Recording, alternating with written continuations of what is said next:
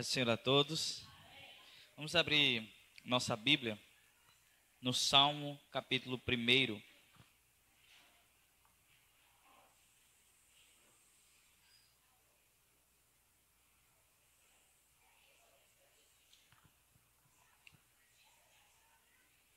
Salmo capítulo 1.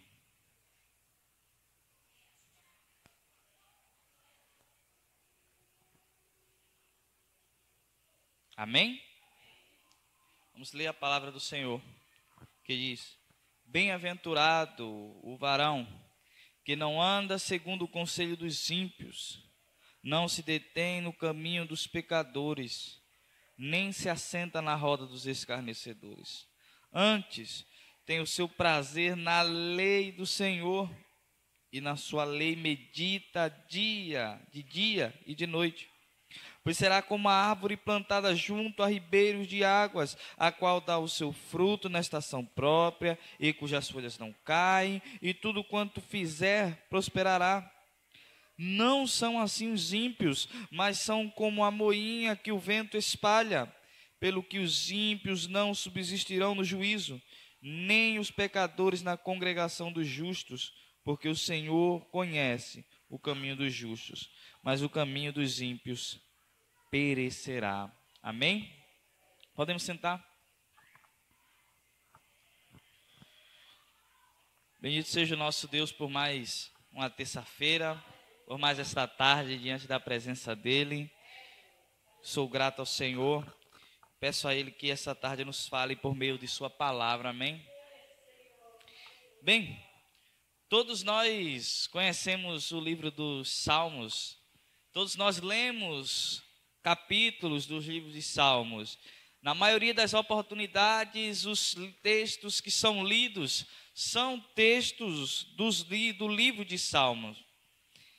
E é um livro muito rico, onde fala sobre louvar ao Senhor, onde fala sobre orar ao Senhor, onde fala sobre meditar na palavra do Senhor, onde fala sobre descansar no Senhor, onde fala de colocar as nossas angústias diante do Senhor. Os salmos são completos, eles falam muito ao nosso coração. Falam sobre alegria em dias de tristeza, falam sobre louvar a Deus em dias de alegria. É uma riqueza da sabedoria de Deus espalhada sobre cada salmo que nós temos na Bíblia. E este salmo foi colocado aqui justamente para introduzir tudo aquilo que os outros salmos viriam a dizer. O Salmo capítulo 1, ele é um salmo que nos admoesta, que nos alerta, que nos exorta a sermos os justos que vêm à casa do Senhor, louvar ao Senhor, engrandecer ao Senhor. E o salmo começa chamando esses justos, esses homens tementes ao Senhor, de bem-aventurados. O que é ser bem-aventurado? Ser bem-aventurado é alguém que está mais que feliz, é alguém que a felicidade dele não consegue expressar-se em uma palavra ou em um sentimento. Algumas pessoas vão pensar que ser bem-aventurado é ganhar na Mega Sena. Alguém que agora em dezembro aposta na Mega Sena e ganha na Mega Sena, ele dorme no dia 31 de dezembro sem R$1 na conta e acorda com vários milhões. Ele se acorda mais que feliz. Então ele pode dizer que é alguém bem-aventurado. Mas pense comigo, a Bíblia não chama alguém que ganha uma quantia de dinheiro muito grande de bem-aventurado, mas ela chama bem-aventurado aquele varão, aquela mulher de Deus que anda nos caminhos do Senhor, que busca a presença do Senhor, que medita na lei do Senhor. Bem-aventurado, muito mais que feliz, somos nós do que qualquer um que ganhar qualquer montante de dinheiro, pois nós temos algo que é superior a qualquer dinheiro. Temos a presença do nosso Deus ao nosso favor. Como diz a Bíblia lá em Romanos: se Deus é por nós, quem será contra nós? Quem nos separará do amor de Deus? Será a tribulação, ou a angústia, ou fome, ou nudez, ou perigo, ou a espada? Pois eu estou bem certo de que nem a morte, nem a vida, nem os anjos, nem os principados, nem as coisas do presente ou do porvir, nem poderes, nem alturas, nem profundidade, ou qualquer outra criatura poderá nos separar do amor de Deus que está em Jesus Cristo, nosso Senhor. Aí está a nossa bem-aventurança. Em Cristo, Deus decidiu nos amar e hoje Deus derrama do amor dele sobre nossa vida. E então nós somos bem-aventurados, nós somos mais que felizes, porque Deus nos ama em Cristo Jesus. E o amor dele, ninguém e nada e nem qualquer circunstância pode nos separar dele. Nós estamos nesse amor, nós temos este amor em nossa vida, e então nós somos este justo que é chamado de bem-aventurado, mais que feliz. Nós deveríamos nos alegrar nisso, de sermos mais que felizes pelo amor que Deus derramou em nossa vida. Mas ele vai primeiro começar dizendo o que esse bem-aventurado não faz.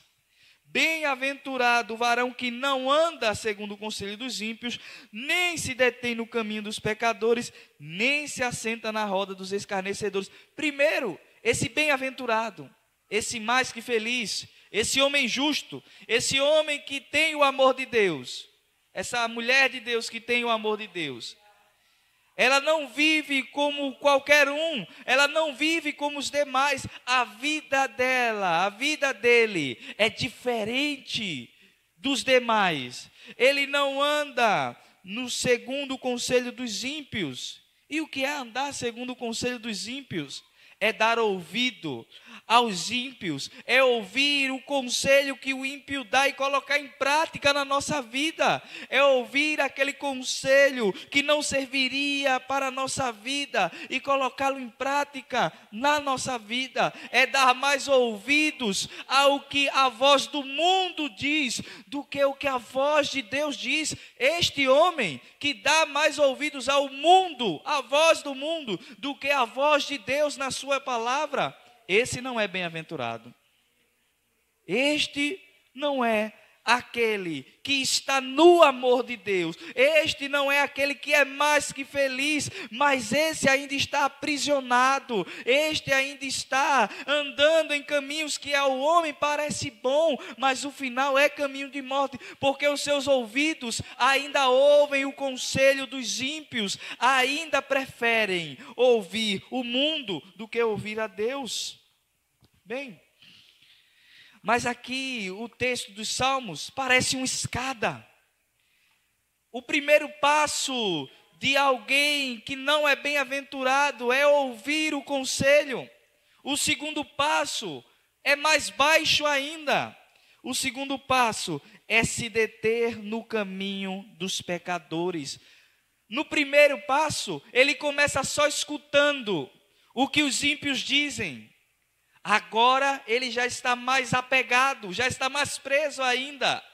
E o que é que ele faz agora? Se detém no caminho dos pecadores. Ele não começa somente a ouvir o que eles dizem, mas ele começa também a fazer o que os outros fazem.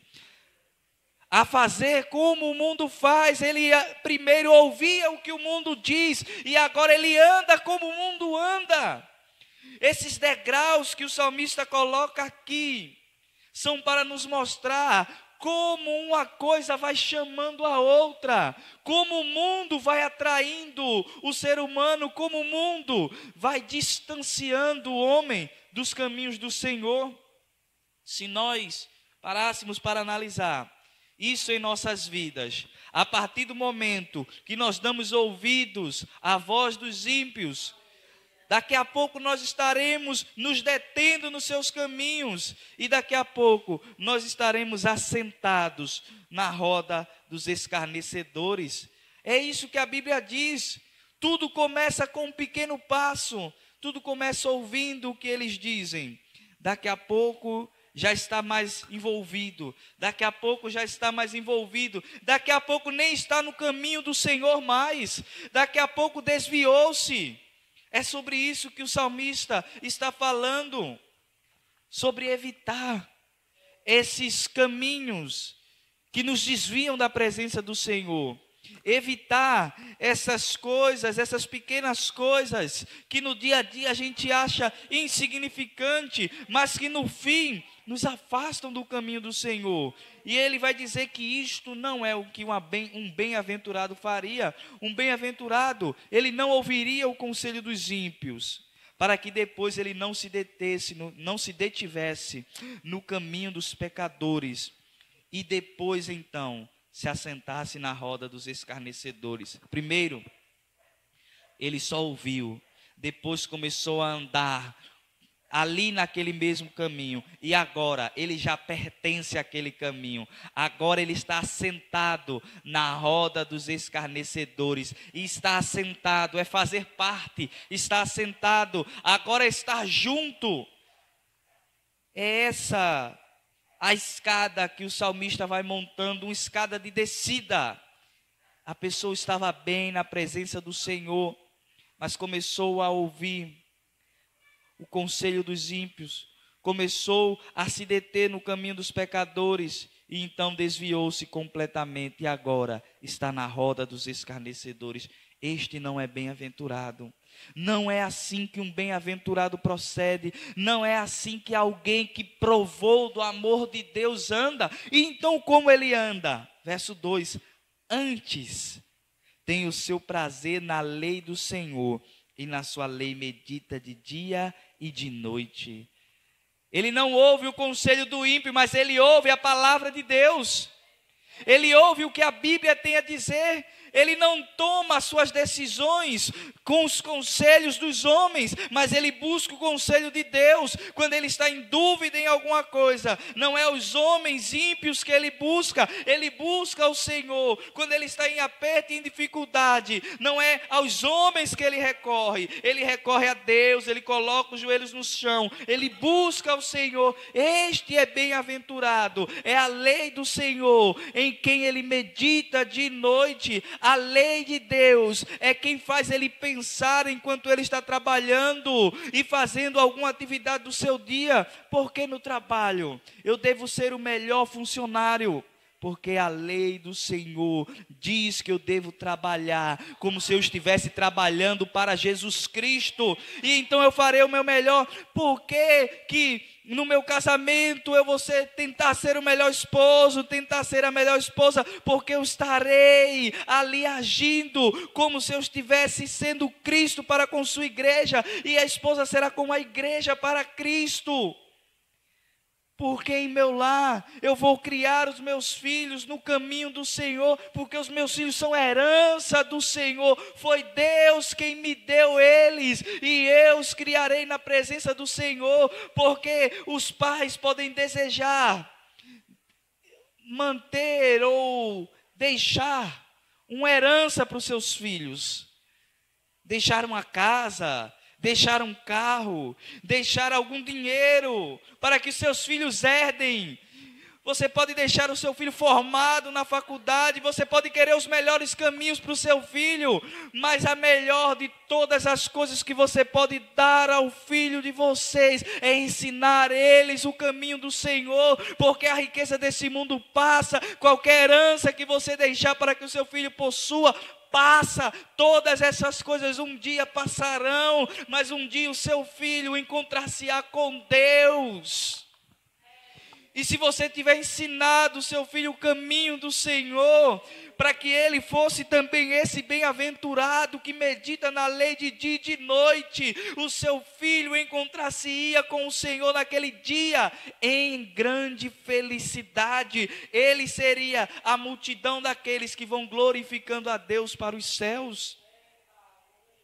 O justo, ele medita na lei do Senhor enquanto está em seu trabalho.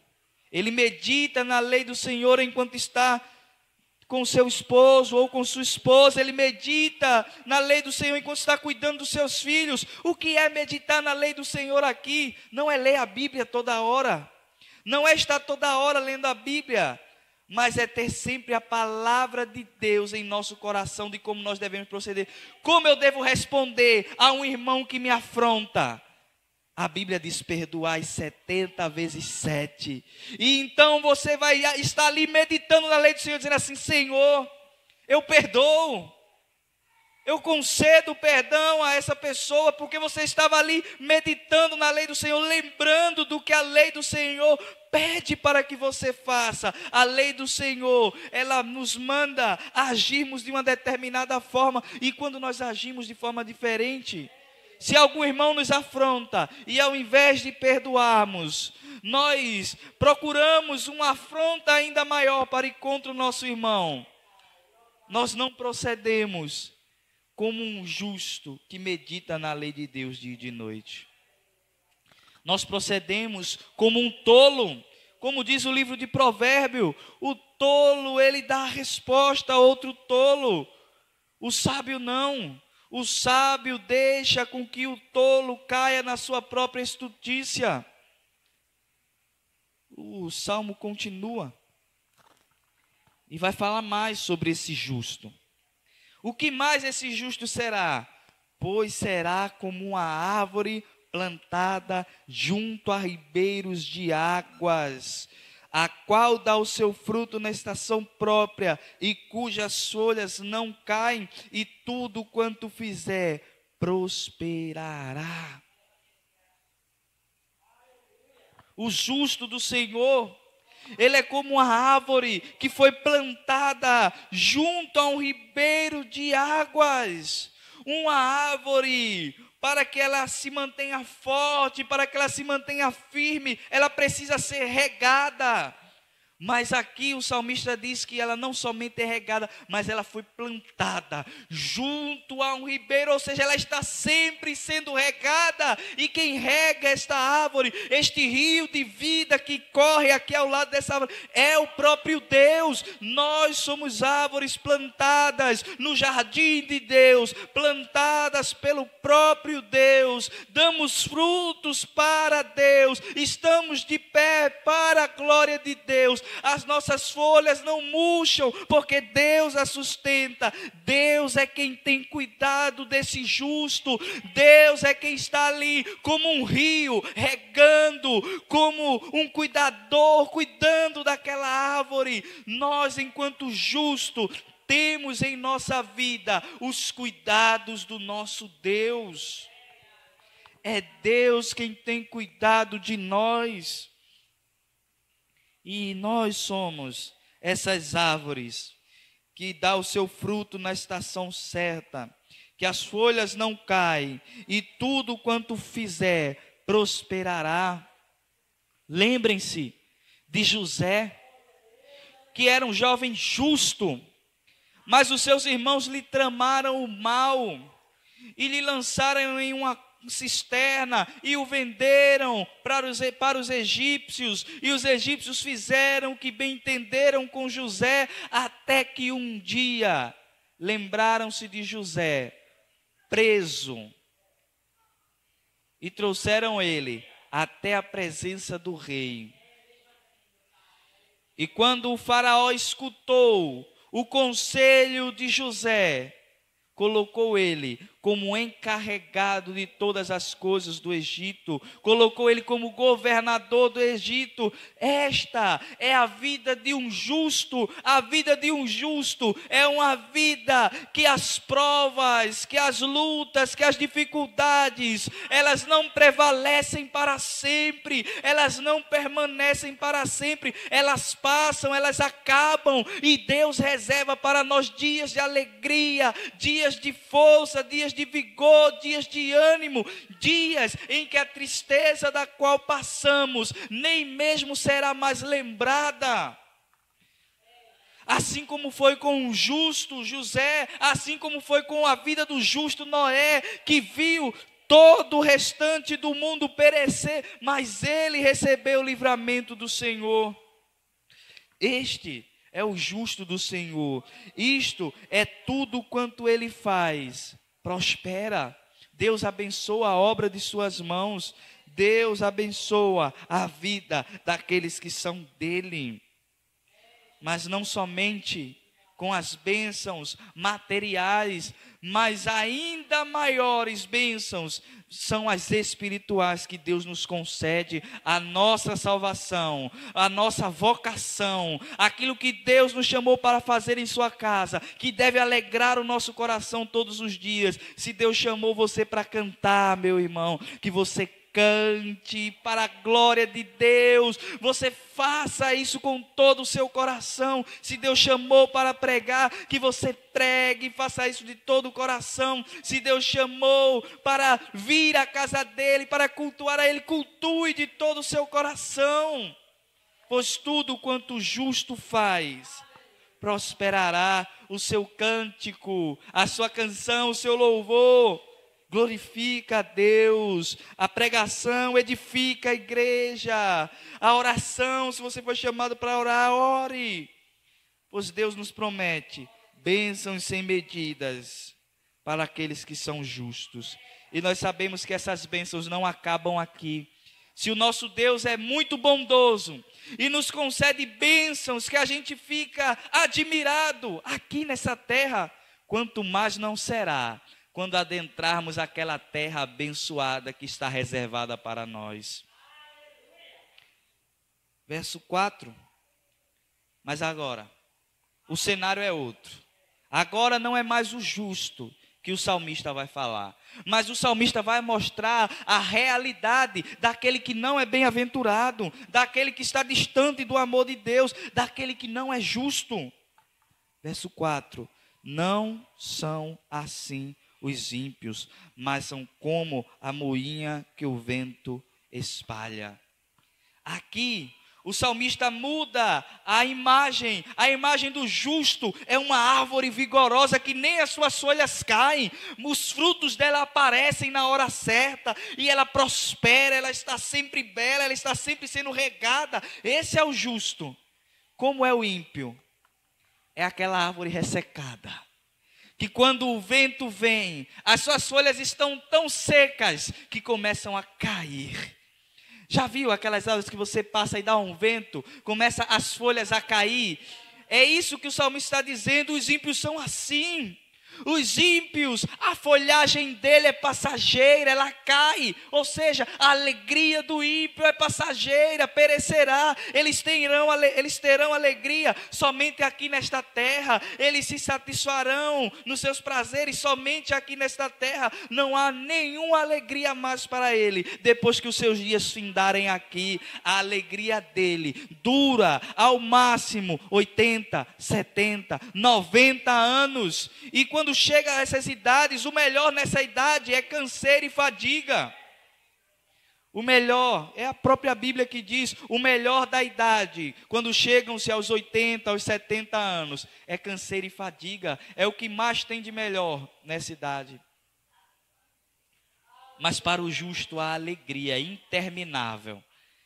Para o justo há uma alegria sem fim reservada para ele, para o ímpio não. Para o ímpio a alegria dele, cada dia que passa, vai chegando ao fim.